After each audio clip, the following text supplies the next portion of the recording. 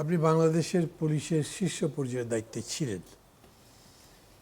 প্রথম কথা হলো যে আইন শৃঙ্খলা পরিস্থিতির অবনতি হয়েছে এরকম কি মনে করেন? উনি অবশ্য একটা রিলেটিভ স্টাডি দেখে বলেছেন যে না, এটা অলমোস্ট অ্যাট পার, আগে যেরকম ছিল গত 5 বছর এখন এরকমই আছে, এরকম মনে করেন আপনি? ধন্যবাদ আপনাকে মান্না ভাই এবং আপনার মাধ্যমে চ্যানেল 24-এর দর্শক শ্রোতাদের। তো আমি মনে করি মানুষের প্রত্যাশা বেড়েছে, প্রত্যাশা যে হারে বেড়েছে, বিকজ গত 17 বছরে বা প্রথম 5 বছর যদি বাদ দেওয়া হয়, পরবর্তী 12 বছরে অনিয়ম বিশৃঙ্খলা দেখতে দেখতে মানুষের এটাতে অ্যাকাস্টম হয়ে গেছিল।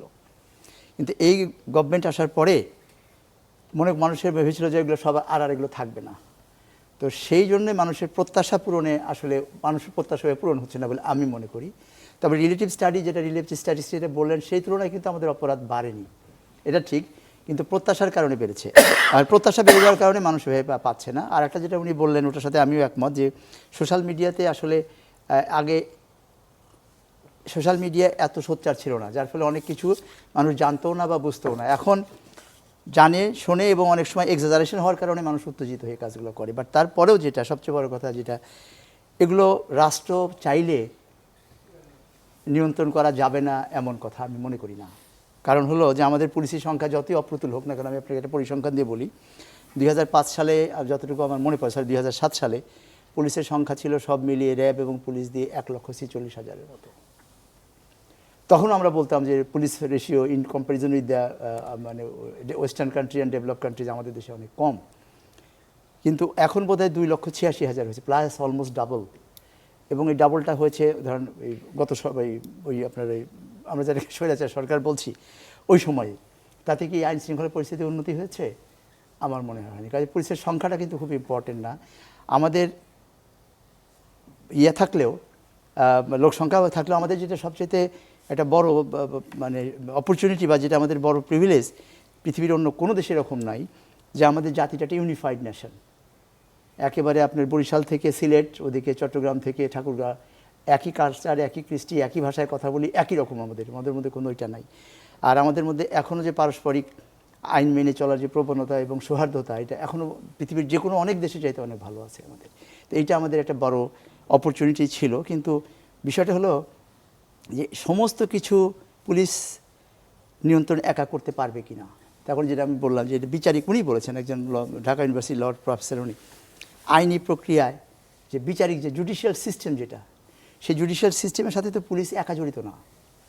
এটা বাহ্যিকভাবে 3টা সংস্থা জড়িত। একটা হলো ইনভেস্টিগেটর্স, যেটা পুলিশ করে, দেন প্রসিকিউটর্স, যেটা পাবলিক প্রসিকিউটররা করছেন, অ্যান্ড দেন কনভিকশন, যেটা কোর্ট থেকে দিচ্ছে। তে এটা আমি কাউকে ব্লেম না করেই বলতে চাচ্ছি, আমরা are we happy with all this আপনার টায়ার্স, যাদের activities of all this tyres, আমরা কি হ্যাপি? একটা সময় ছিল, সরি ফর এটা একটু ক্যাজুয়াল কথা হয়ে যাবে, যে আমাদের সময় দেখেছি, আমরা যখন 80 পুলিশের সার্ভিসে জয়েন করলাম, ওসি তখন সাব ইন্সপেক্টর ওসি ছিল, বা দারোগা বলতাম আমরা। দারোগার উপরে অন্য কোনো এই জুডিশিয়াল সিস্টেমে যারা জড়িত, সম্পৃক্ত, দারোগার উপরে আর কেউ আর্থিক দুর্নীতিতে জড়িত হতে পারে, এটা আমরা চিন্তাও করতে পারতাম না। আমাদের ট্রেনিং মোটিভেশনে কখন এটা বলা হতো না। কিন্তু সেইটা গত এই 2 দশকে পরিস্থিতি এসে কোথায় দাঁড়িয়েছে আমরা জানি। তো আমরা একজন একটা ঘটনা ঘটলে যদি অপরাধীরা মনে করে যে আমি যে কাজটা করেছি আমাকে শাস্তি পেতেই হবে, তাহলে অপরাধটা কমে যায়, ডেটারেন্ট হিসেবে কাজ করে। আর যখন দেখা যায় ঠিক আছে, আমরা কিন্তু দেখবেন আমাদের টেন্ডেন্সি করে এসে গেছে, কোনোটা কিছু হলে আসামি গ্রেপ্তার হয়েছে কিনা, আর আসামি যদি গ্রেপ্তার হয় আমরা সবাই থেমে যাই। কারণ গ্রেপ্তারটা তো একটা খুবই ইনিশিয়াল একটা স্টেজ। এরপরে তার জামিন হওয়া, জামিন করা ইত্যাদি যে বিষয়গুলো, যেগুলো প্রসিকিউটর এবং আদালত করে, সেটা তারা কতটুকু করতে পারছে। আবার পুলিশ যখন তদন্ত করে যখন চার্জশিট দিচ্ছে, চার্জশিট দেওয়া মানে তো এটা তো আমরা সবাই এখানে জানি যে পুলিশের তদন্তটা তো একটা জাস্ট প্রিলিমিনারি ইনফরমেশন, যেটা কোর্টকে দেয়, যে এরকম একটা ঘটনা ঘটেছে, এই ঘটনা অমুকে জড়িত বলে আমরা প্রাথমিকভাবে জানতে পেরেছি, এবং সেইটা প্রসিকিউটার্সদের মাধ্যমে কোর্টে প্রডিউস করা হয়। তো এর মধ্যে যদি কোনো, যে ওনার সাথে কথা বলছিলাম, যে এর মধ্যে যদি কোনো ত্রুটি বিচ্যুতি পুলিশের থাকে, তাহলে প্রসিকিউশন থেকে প্রসিকিউটার্সরাই কিন্তু কারেকশন করে দিতে পারে এবং বলে দিতে পারে যে এই জায়গায় তোমাদের ত্রুটি হয়েছে, এটা কারেকশন করে দাও, ঠিক করে দাও। তারপরে যেটা আমাদের আপনার 21শে আগস্টের মামলা যেটা হয়েছিল, আমি জাস্টিস, আমি নিজে ছিলাম, এই 21শে আগস্টের মামলা জজ মিয়া এবং ওই যে যাদের বিরুদ্ধে চার্জশিট দেওয়ার জন্য সিআইডি প্রিপেয়ার করেছিল, তারা কিন্তু 2বার অ্যাটেম্প নিয়েছিল এটাকে চার্জশিট দেওয়ার জন্য, কিন্তু তখন একটা প্রসিকিউশন সেল করা হয়েছিল হোম মিনিস্ট্রিতে। তো ওই যখন তাদের কাছে সাবমিট করা হয়েছে, তখন তারা বলেছে যে এই এভিডেন্সের কারণে জজ মিয়াদের বিরুদ্ধে চার্জশিট দেওয়ার মতো কোনো এভিডেন্স নাই, সো তোমরা আবার ইনভেস্টিগেশন করো। সেকেন্ড টাইম আবার দিয়েছিল, মানে তার 2 মাস 3 মাস পরে, তখনই একই কথা বলে ফেরত দিয়েছিল প্রসিকিউটর টিম। এই জন্য কিন্তু বিএনপির ওই শাসনামলে আপনার মানে ওই সরকার, বিএনপি না, ওই সরকারের শাসনামলে 2.5 বছর পরে কিন্তু চার্জশিট মানে মামলাটা ডিসপোজ অফ করতে পারেনি, অনলি বিকজ অফ দ্যাট যে প্রসিকিউশন থেকে বারবার বলা হচ্ছিল যে এটা তদন্তটা ত্রুটিপূর্ণ হচ্ছে। তো এই কাজটা কিন্তু প্রসিকিউশন এতগুলো বছর পরে আমি আপনাকে জিজ্ঞেস করতে পারি হোয়াট ওয়াজ দ্য ফ্যাক্ট, সত্যি সত্যি কি মামলার ত্রুটিপূর্ণ ছিল, মানে ঠিক মতো দিতেই পারেনি, তথ্যপত্র দিতে পারেনি মামলার? তথ্যপত্র দিতে পারে নাই, যেহেতু এটাতে ডকুমেন্টারি এভিডেন্স যেগুলো আছে, জি, পৃথিবীর অনেক বড় বড় ঘটনা যেগুলো খুব ন্যাশনাল ইন্টারন্যাশনালি খুব এবারে এক্সপার্ট লোকদের দিয়ে যে ঘটনাগুলো ঘটেছে, এগুলো কখনোই স্পেসিফিক্যালি আইডেন্টিফাই করা না গেলে ওই ঘটনার বেনিফিশিয়ারি কারা, ওই ঘটনার প্রেক্ষিতে মানে সার্কামস্টেন্সিয়াল অবস্থা কী ছিল, তারপর ডকুমেন্টেশনগুলো কী ছিল, এগুলো থেকে একটা কনক্লুশনে আসা যায়।